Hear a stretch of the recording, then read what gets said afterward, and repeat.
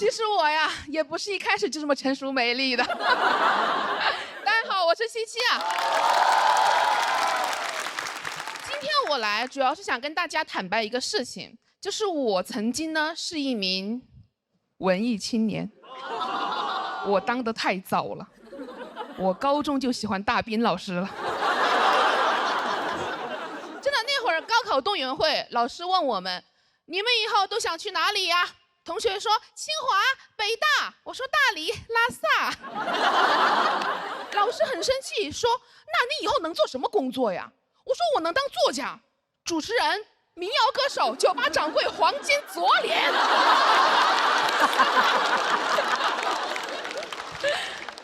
所以我高考结束就马上去了一家青年旅社里面做义工，在浙江一个古镇叫西塘。哎，我在那里生活。很荒唐，因为我是那个青旅里面唯一的义工，我以为我去那儿可以净化身心、洗涤灵魂，没有净化身心，只有洗涤灵。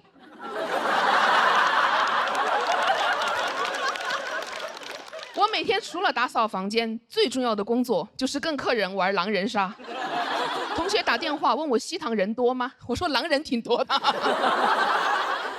然后那会儿大斌在西塘开了一家自己的酒吧，叫大斌的小屋。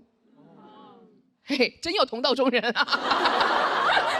我特地就去那里朝圣了。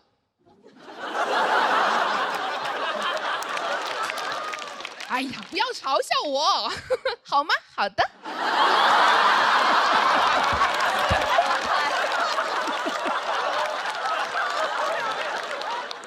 的人都知道啊，就那个酒吧，它有一个环节，就是让每一个观众轮流讲出他自己的故事。一个大哥站了起来，我之前一个人误入了无人区，走了1天1夜，以为自己要死了。这时候，一头牦牛走了过来，亲了亲我的额头。我知道。我要见到神明了！啊！这个张飞是从哪来的？张飞，这也太装了吧！但我当时管不了那么多，因为下一个就是我。我能讲什么？我才高中毕业。我说我之前一个人。误入了尖子班，模拟考试之后，我以为自己要死了。这时候，一头班主任走了过来，敲了敲我的额头。我知道，我要见到家长了。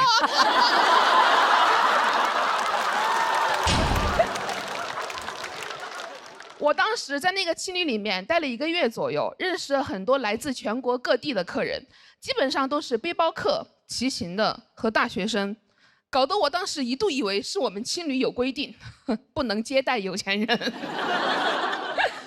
我在那认识了很多人，没有一个正常人，他们都在朋友圈里卖佛珠，最近开始卖盲盒，买了一个，打开是佛珠。当时有一个光头哥啊，在我们青年旅社里面常住，他头上没毛，但他脸上全是毛，他留络腮胡，我当时乍一看，以为他头长反了。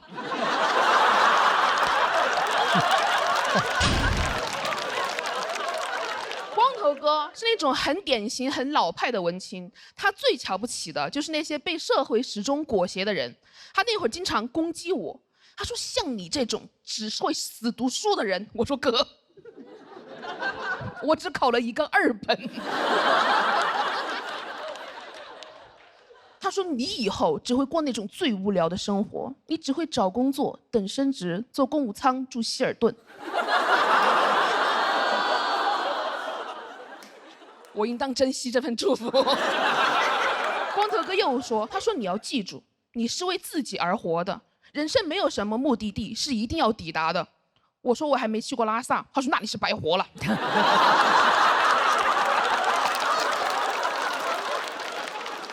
所以我大大二那个暑假就决定要进藏，都说青春没有售价，硬座直达拉萨，但我没有坐硬座，我走路去。我是一边走路一边搭车了，还好吧，主要是搭车了。哎呀，走路太累了，我只是喜欢当文青，我又不喜欢运动。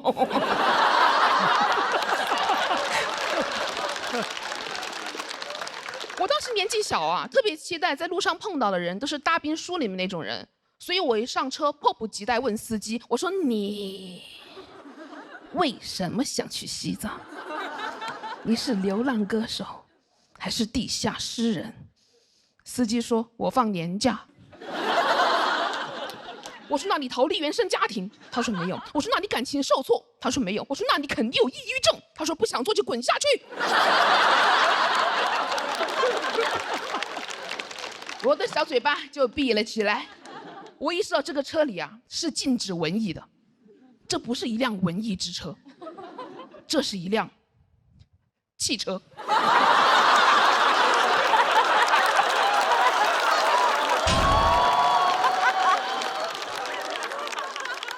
两个人啊，在那个国道上走了2个小时左右，又搭上来一个男孩。那个男孩上车就问我，他说：“你为什么想去西藏？”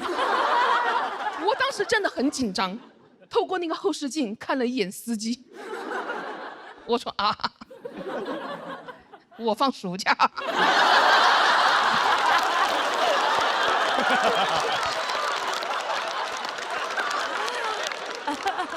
那个男孩说：“我之所以想去西藏，他离滚下去不远了。我之所以想去西藏，是因为我之前一个人误入了无人区，走了1天1夜。”我说：“哎，好耳熟啊！”我还没说话，司机也坐不住了。司机说：“这个开头听了7、8遍，这无人区怎么人山人海的呀？”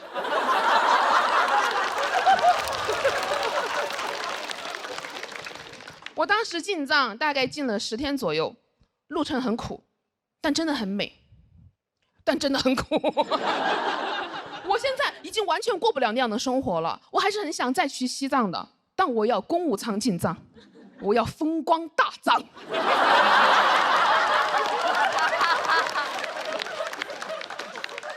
你们也能听出来，以前的我呢是没苦硬吃，现在的我没钱硬花。但很多改变呢，就是在不知不觉之间就发生了。前2年我跟光头哥又见了1次面，在西塘的那个青年旅社里面，距离我跟他第1次见面已经过去10年了，一切都变了。他结婚了，有了小孩，还有了一份稳定的工作。但我能看出来有些东西没有变，他还是没有长出头发来。我当时特别想跟他说：“乖，摸摸头。”那天晚上，我跟他在青旅里面聊天，聊得很晚。光头哥说要走，我说你要去哪里呀？他说：“哦，单位给我在附近订了希尔顿。”我当时看着他离开的背影，没有忍住开口问他：“你不是说人生没有目的地一定要抵达吗？”他没说话，但他的手机发出声音：“您的专车已经抵达上车点。”谢谢您。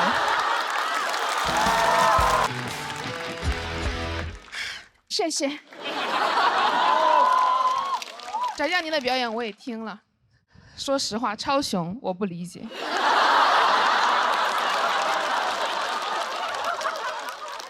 我觉得他要是不喜欢节目，可以不来。哦，我这么讲，哥哥不会生气吧？好了，到总决赛我也挺开心的。你们看我今天的打扮也看出来了，今天就是我的成团之夜。哎，好，今天总决赛了，跟大家讲一段就是我一些不为人知的往事。大家不是一直说我长得像杨天真吗？嘿嘿嘿嘿嘿嘿，现在不像了啊，他瘦了。前2天有人以为我才是真的杨天真。不过有一点确实很像，就是我之前也当过一段时间演员经纪人，是真的。很好奇我带的是谁吧？不用好奇了，他没有我红呢。这个是很久之前的事情了，就当时我们两个人都很努力，但我们两个人就是能力很差。当时我唯一想到的，我说黑红也是红，我都忍不住问他，我说你就真的没有出过轨吗？他说老师，单身也能出轨吗？我说那你逃过税吗？他把盒饭一放，啊，没有收入也要交税吗？就公司给他做的那个演员资料，跟我的简历一样过度包装，写他身高1.83米，懂的都懂，1.72米，说他擅长武术，他只会嘿，哈，吼，招数不多，但声音很大，还说他精通日语，但其实他精通的是这种日语。识时务者为俊杰。就我那个艺人，他不光是没有特长，业务能力也很一般。我有次带他去试戏，演一个霸道总裁，一点儿也不像个总裁，顶多算个霸道个体户。我还得硬着头皮跟副导演一顿猛夸，我说他这是为这个角色而生啊！我当时越说越委屈，我说这是在考谁呀？怎么他演得越差，我就得演得越好啊？戏接不到嘛，就想上综艺提高一下人气，但他对自己的名气有很大的误解。我那会儿呢才刚开始讲开放麦，然后他跟我说：“你想想办法，我要去吐槽大会当主咖。”我说：“你有啥好吐槽的呀？你到现在只演了10部戏，只有2部在豆瓣上有评分，去掉一个最高分，去掉一个最低分。”你的平均分就是0呐，其他嘉宾可以吐槽你的，我刚刚已经全部说完了。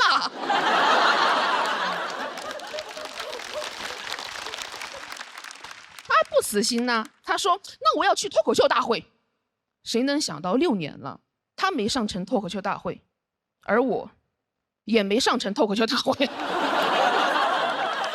但我知道确实不能全赖他，就是我的能力呢更差一些。因为我在入职之前给这个工作想得太好了，我以为经纪人啊可以在娱乐圈里面只手遮天，翻手为云，覆手为雨，让整个娱乐圈里没有晴天，除了10个晴天。但是我入职之后才发现，只手遮天、翻手为云、覆手为雨是他会的所有武术动作。我当时真的以为经纪人的工作就是在那个保姆车里面啊骂演员，说你要是再不努力，娱乐圈就没有你的位子了。后来是我跟艺人挤地铁，我们俩都没有位子。我当时每天最主要的工作呢，就是跟副导演我说求求了，给我们家哥哥一个角色吧。有的副导演比较势利，看不上我们这种小经纪人。有一次我在旁边等了1个小时，才有人过来问我说：“哎，你好，咱们这里还有角色吗？”把我当副导演了，我赶紧解释没有了，下次早点来吧，把竞争对手全部赶走。就这样，他也没选上。我在想，导演可能觉得说，要是实在找不到合适的人演的话，就把这个角色删了吧。但我是很喜欢我的艺人的，我希望可以给他搞红，我就开始向那些成熟的经纪人学习。我发现他们都是非常的热情亲切。比如他们见到谁都会啊，亲爱的。我第一次被人叫的时候，我想啊，什么时候爱上的？不是第一次见面吗？有一天，老板让我去给副导演工作室送几杯奶茶，我当时鼓起勇气走到一个副导演旁边，亲爱的，喝点奶茶吧。他头都没抬，说放桌上就行。我当时年纪很小，我恼羞成怒，我提起那个奶茶掉头就走。但我的职业素养告诉我，我一个人喝不了那么多。又重振旗鼓，放前台了。老板给我发信息问我送了吗？我说放门口了。拍个照你看一下。我当时入职了2个月，一个活呢也没有给他接到，我就去找老板。老板说：“哎呀，你着什么急呀？哎，这样，你先给他搞个饭圈吧。”我说：“人多才叫饭圈，我一个人搞，只能叫饭点儿。我们2个饭点儿，是一条饭线段。”老板说：“慢慢来，你先买几个人去给他接机。”我说：“先不说他有没有机会坐这个飞机哈。”就到时候那一大堆人啊，从经济舱出来怎么接呀？老板说不管，先给他造势，你先买一点水军去给他微博控评。我说你还是有点不太了解他，老板，他一般微博只有3条评论，1条是我，1条罗伯特，还有1条是他回复罗伯特，就是干了半年就被开除了。因为半年了，还是一个活儿都没有接到。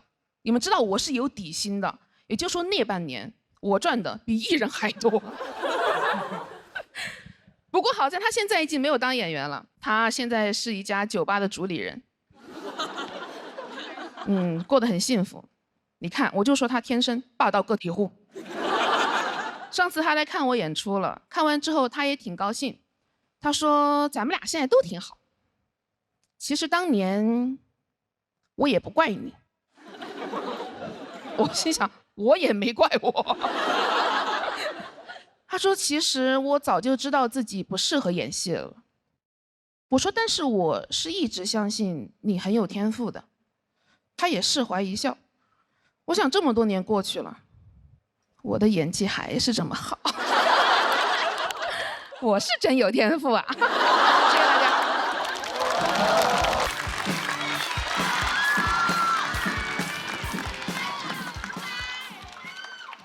没救了。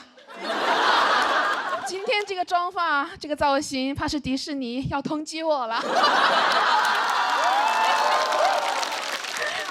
我刚刚一路上过来，就听到好多姐妹夸我，对吧？我是非常感谢你们这种直白的夸奖的，因为作为一个胖女生，经常听到的一句夸奖其实是“你要是减肥了，一定是个美女”。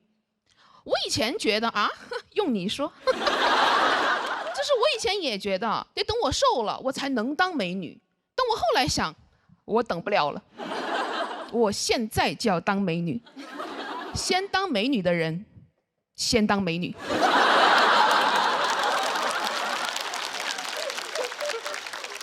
怎么还想用这种标准要求我呀？真的是我是谁呀？我吃过的饭比他吃过的饭都多。但我也知道啊，在这个大环境下面呢，女生不被影响其实是很难的。我经常刷小某书，看到有女生发自己的自拍照，然后让大家给她打分的。我想这都什么年代了？每次看到我都觉得很心疼。有次我说姐妹，你不需要别人的评价，我们可以先欣赏自己。她说你3分。好好好，现在知道什么年代了，东汉末年。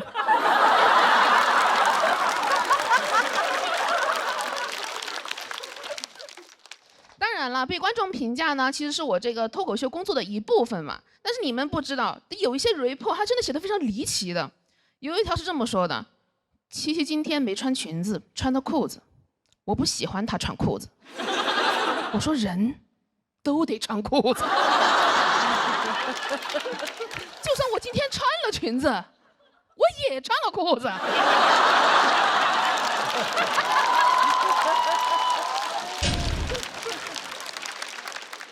还有说我穿的太成熟了，不少女的。我快30了，我是个妇女。我真的不知道为什么有人一直在期待女人是少女的单纯懵懂的样子。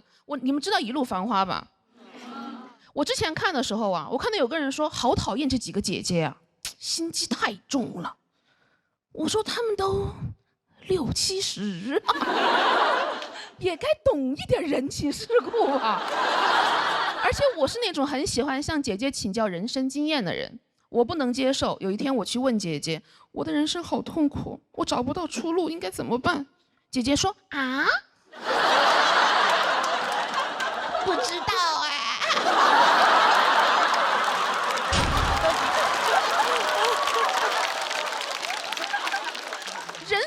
可能保证单纯的，保持不了的。这个世界就是在逼迫人学会人情世故。我以前上班的时候，对，我是上过班的，和其他的脱口秀演员略有不同。我当时去面试一个电影公司啊，那个面试官是一个中年男人，他是一个制片人。我当时的梦想就是当一个制片人，当时跟他相谈甚欢，我想权力我来了。结果他问我：“你现在有男朋友吗？”我想爱上我了。我说我不接受办公室恋情。他说我是怕你以后结婚会影响工作。我一听特别着急，该说你放心，我连恋爱都不谈。但进了公司1个月之后就是也没有进入权力的漩涡，因为我每天都在办公室里贴发票。我找了那个面试我的制片人，想争取一下去剧组给他当制片人助理嘛。他当时跟我说：“你的事儿呢，我会考虑的。这样，待会儿呢，我要去跟人吃个饭，你可以吗？”我说：“吃饭，擅长。”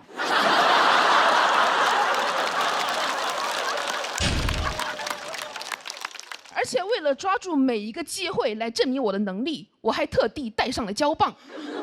待会儿吃完饭，当场贴发票。我一推开那个包间门我就发现不对，全是陌生人。我一坐下，那个制片人就让我喝酒。我当时太年轻了，没有意识到这是一个饭局。我说我不喝酒，我要喝椰汁。制片人当时是有点不高兴的，他说：“你只喝椰汁啊？”我说：“好吧，其实我私底下可乐奶茶都来的。”中途他把那个空酒杯往我面前一推，想让我倒酒。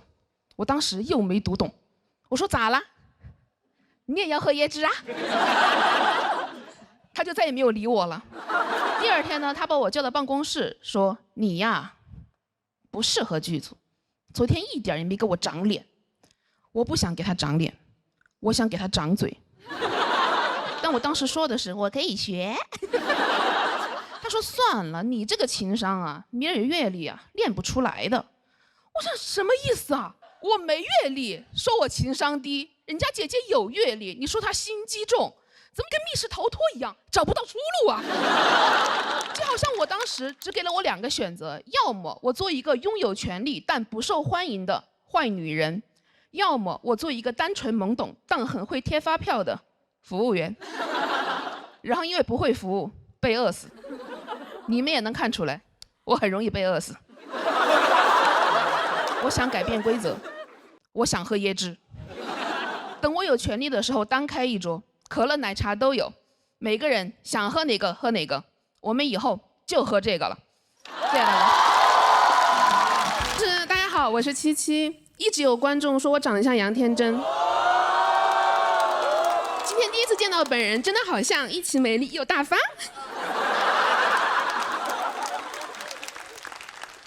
而且我去年也干了一件大事，我去年减肥瘦了40斤。能从一些人的脸上看到疑惑呀，心里在想，这是减肥前减肥后啊，这是格局小了。朋友们，别看我现在不瘦，我以前更胖，而且我从小到大一直都很胖，所以这次减肥让我第一次发现，哇，原来每个人都有他自己的锁骨。然后我的生活也变了，首先是我的电动车，它同样的电量可以跑得更远了。我的穿衣风格也变了，我之前只穿宽松的衣服，因为遮肉，我现在主打一个露。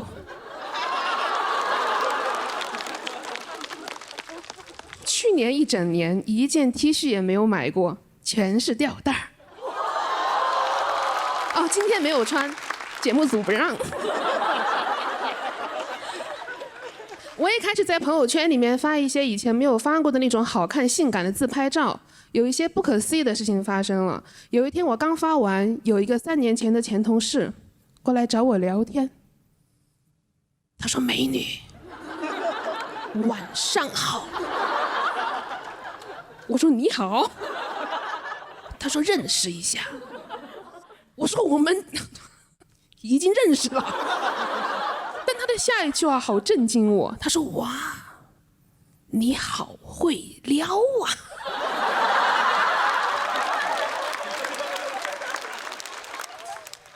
就是我现在的生活确实比以前好太多了。我以前被人造过一个很离谱的谣言，我才发现我的人生不是没有观众，只是我之前没有看到他们的 report。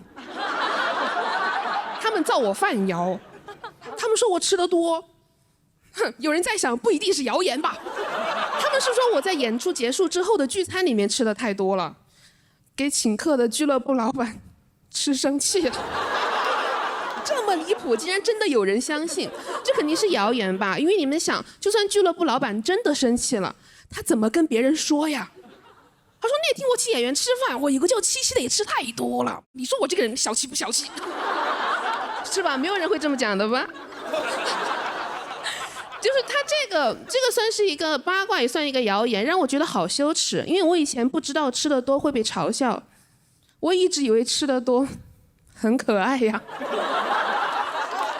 是吧？偶像剧里都是这么说的，女主角吃得多，男主角就会很宠溺的说真是个小馋鬼呀。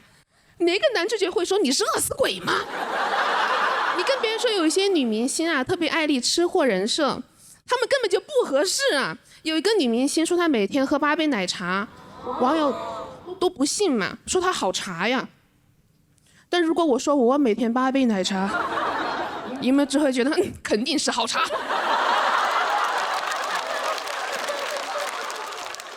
我不喜欢这个八卦，还有一点是因为我觉得这个八卦显得我好傻呀。就是你们想一想，我们这个行业其他人都是什么八卦呀？抄袭、离婚、亲嘴儿。别的不说，他们至少像个成年人吧。只有我每天在那嗨嗨吃饭。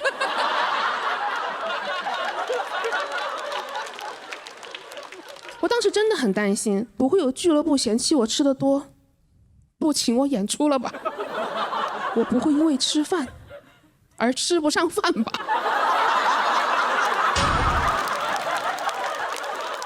我就赶紧去找我经纪公司的老板商量，我说你知道外面传我什么吗？他说知道，说你没礼貌。我说这个我倒是不知道。我就跟我老板说，我说那现在怎么办？我的饭也要在外面沸沸扬扬的。他说你以后在外面少吃点吧。我说这就是你控制舆论的方法吗？以后我在外面只能夹起嘴巴做人了。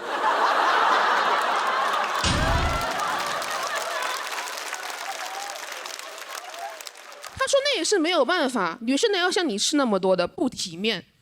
我当时好委屈，我说饭量大就不体面了吗？女生也太容易不体面了吧？我都有点生气了。我争取什么素颜自由、穿衣自由，本末倒置了。从今天起，我就争取吃饱自由。我要做拒绝饭羞耻的新时代女性。我的前辈争取了上桌吃饭，我要争取上桌吃饱。谢谢你们。Hello， 大家好，我是七七。可能你们呢也看不太出来，其实我去年减肥了，瘦了40斤呢，从180瘦到140。哎呀，每听到你们这种声音，我就特别的高兴。是这样的，就是我以前一直以为减肥之后人生会变好，但我没想到会变得这么好。最直观的是别人对我的反馈，终于开始有人夸我漂亮了。以前也被夸过，只是没有被单独夸过。他们都只是说每个女生都很漂亮。而且真的像我这种从小到大没有被夸过的人，真的完全经不起夸。刚开始被夸漂亮的时候还理智尚存，觉得啊我应该也算是个小美女吧。被夸到后来，我宇宙第1大美女。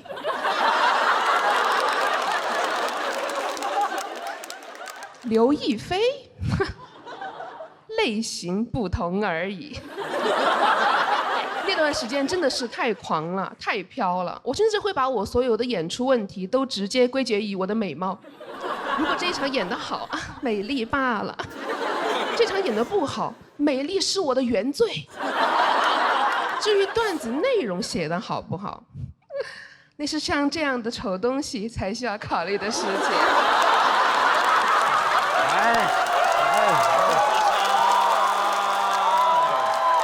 冒犯了。减肥之后，我整个大变样，太自信了，甚至有一些油腻了。也是我跟我喜欢的男人表白，我跟他说我喜欢你，他说他不喜欢我，我不信。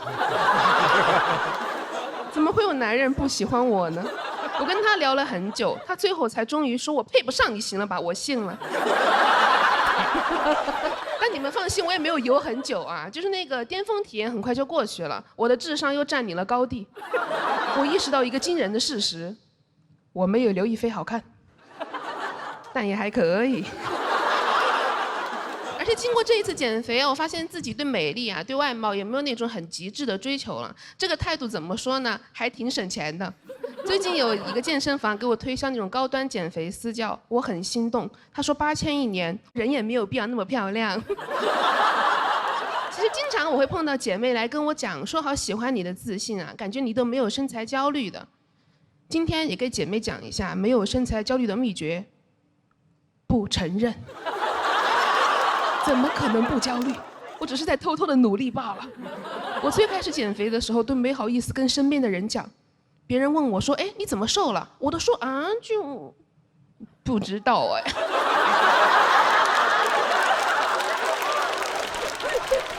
有天早上起来突然就瘦了，莫名其妙。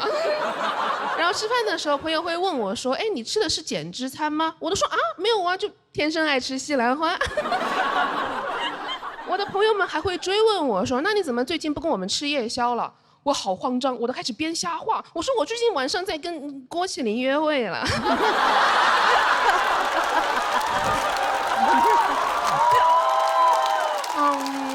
我们不能吃夜宵了，他都胖了。哎，约会是开玩笑的啊，不要去问他，他不会承认的。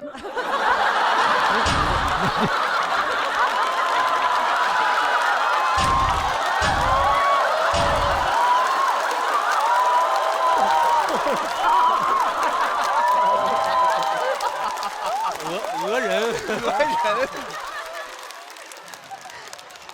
这下更难说清楚了。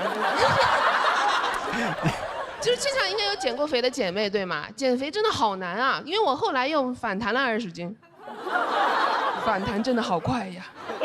我有一个血泪一样的教训分享给你们：衣服不要扔得太早。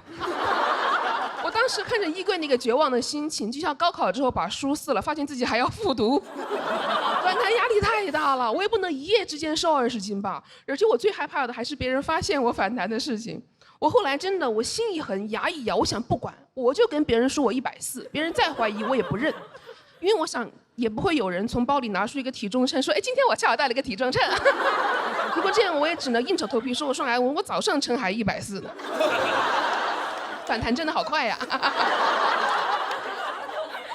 由于我一直以来在隐瞒我反弹的事实嘛，真的会有女观众把我当成减肥专家。有一个女观众给我私信，她向我虚心请教，她说我的目标体重是90斤，但是我卡在100斤，怎么都下不去，怎么办？我当时心想，怎么才能卡在100斤呢？我连140我都卡不住，但我还是维持住我那个专家的形象。我很笃定的跟他说：“你就说你90斤就行。”没有人会发现的。就像我一直说我140，其实我160，你能看出来吗？他说能看出来。但他接着说：“他说，但是谢谢你让我明白，身材不能定义魅力，胖胖的女生也有自己的舞台。”我说什么胖胖的女生？我就140哈。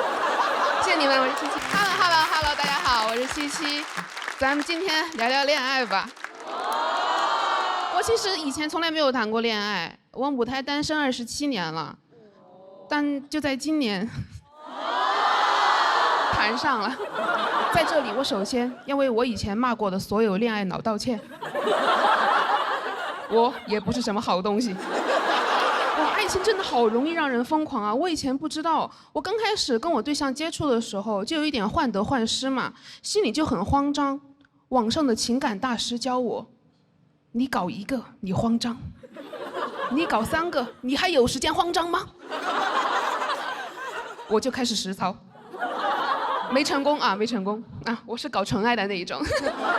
当时我对象给我发信息说他中午吃了麻辣烫，我想天哪，我也爱吃麻辣烫，真是天生一对呀。然后有个别的男的跟我炫耀说他去吃了帝王蟹，我说帝王蟹能放麻辣烫里吗？我给他回，我说你别没话找话。转头呢开始绞尽脑汁跟我对象找话题。我说我今天听说有个男的去吃了帝王蟹。我对象给我回，你别没话找话。我想天哪，他跟我回的一样，真是天生一对呀。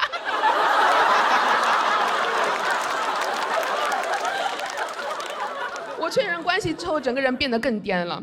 就是我以前闺蜜谈恋爱的时候，她会把她的手机壁纸换成她对象的照片嘛。我当时完全不懂，我说你就没有自己的照片吗？直到前2天，我闺蜜看见我输手机密码的时候，她说哟，你就没有自己的生日吗？当然了，我也没有自己的照片，不知道怎么回事，天天都想看到她。我还把她设置成了聊天背景、电脑桌面。甚至想在地铁站给他包一块大屏，上面就放他的照片，旁边5个字：77的真爱。有人路过都要好奇吗？77是哪个品牌呀？怎么找个素人代言呢？这个我都觉得还不够我看的。我想把他的照片铺满全世界，我想让宇航员从外太空看地球，只能看到长城和我的爱人。而且我以前什么都不懂，我只觉得我闺蜜很矫情。比如说，她会因为她男朋友没有去机场接她而生气。我当时不理解，我说有什么好接的？她是有车吗？电瓶车不让进机场吧？我闺蜜说你不懂，她不来接就是不够爱。我说你要这么说，网约车司机最爱你了。我说你要理解嘛，每个人毕竟都有他自己的事情嘛。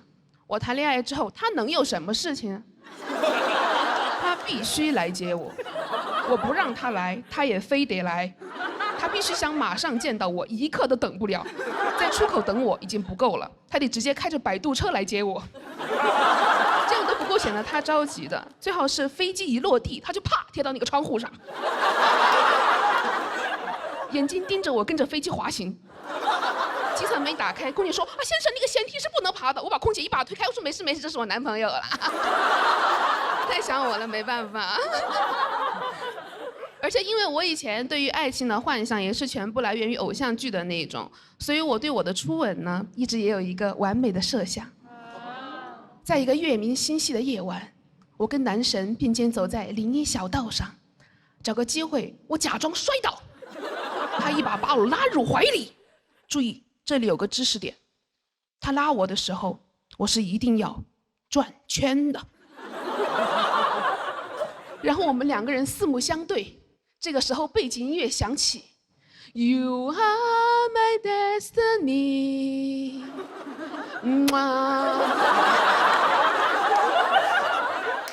然后这个时候天空中开始砰砰砰绽放起烟花，烟花在天空中一会儿排成一个一字，一会儿排成一个人字，最后排成了我的名字。这个时候男神呼唤我宝贝儿，我说嘘，别说话，吻我。哎，我把这个给我对象讲了，我说怎么样，浪漫吗？他说你可闭嘴吧。我说啊，闭嘴，是要吻我了吗？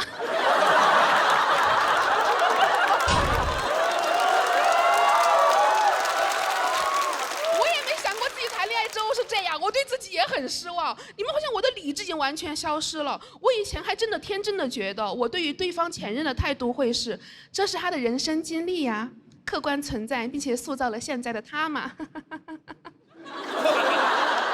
直到前2天，我发现我对象没有删他前任的微信。我说，要么你删他，要么我删你。而且可能因为我没有前任吧，我有一点太在意他前任了。我脑子里全是他前任。我说要不你跟我谈，要不你跟他谈，要不我跟他谈。因为我吧也知道自己是个什么东西，我真的很怕朋友骂我是恋爱脑，但我对象的条件吧又太容易让我被骂了。我对象是一个鼓手，这是我对外的说法。他最近报了一个班学架子鼓，他这个情况，我完全不知道怎么应对朋友的询问。我说我谈恋爱了，他们都很兴奋，问我，哎，他是做什么工作的？我说他最近没有工作，那他肯定很帅吧？我说那应该是说不上吧。那他是不是性格很好啊？我说要不你直接骂吧。不过你们也放心啊，我没有给他花钱，我还赚钱了。我来之前，他拿着钱求我不要在节目上讲他。